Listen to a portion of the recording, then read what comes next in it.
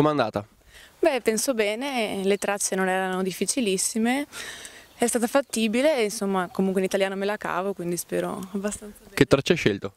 Tipologia B, articolo di giornale, quello sul valore del paesaggio, quindi storico-politico e ho fatto una specie di intervista. Quale traccia hai scelto? Tipologia B, cioè tecnico-scientifico. Su cosa? Il titolo era l'uomo e la ricerca nello spazio, l'avventura nello spazio. Com'è andata? Bene, bene, dai, sì, sì.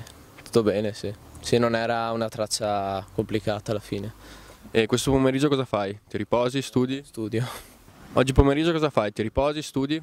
Beh, intanto da casa mangio, mi riposo un pochettino e poi ci si prepara per domani che c'è matematica. In bocca al lupo. Grazie. Che traccia hai scelto? È l'articolo di giornale, ambito storico-politico. Com'erano secondo te le tracce quest'anno? Beh, un po' più facili rispetto all'anno scorso, però comunque nessuna mi ha entusiasmato particolarmente. Che indirizzo siete? Il liceo delle scienze applicate. Com'è andata? Beh, bene. Bah sì, era facile, fattibile. Sì. Si riesce a copiare? Con la nostra commissione no, non devo tanto, dire, ma però alla fine italiano non è neanche poi tanto necessario copiare. no. Quindi. Quest'anno il vostro indirizzo è stato quello con più bocciati. Abbiamo visto l'articolo. Quale motivazione date? Forse non ne hanno bocciati abbastanza gli anni precedenti, Esatto. quindi hanno dovuto falciare quest'anno. Che traccia hai scelto? La tipologia D, sui confini. Cosa hai scritto?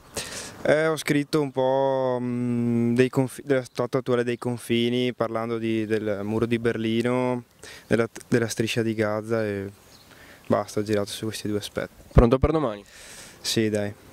Il tema era sul confine, in generale come si dice, come non riesco a parlare, come concetto generale, insomma, e dire quello che si pensava in merito, e quindi ho esposto il mio pensiero. Pronta per domani? Quasi. Com'è andata? Bene, dai.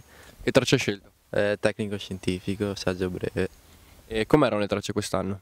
Beh, fattibili, dai, a posto. E pronto per domani? Sì, dai, oggi si studia ancora e speriamo vada bene. Non ti riposi oggi quindi? No, oggi no. Che traccia avete scelto? La storico-politico sul paesaggio. Io tecnico-scientifico. E cosa avete scritto?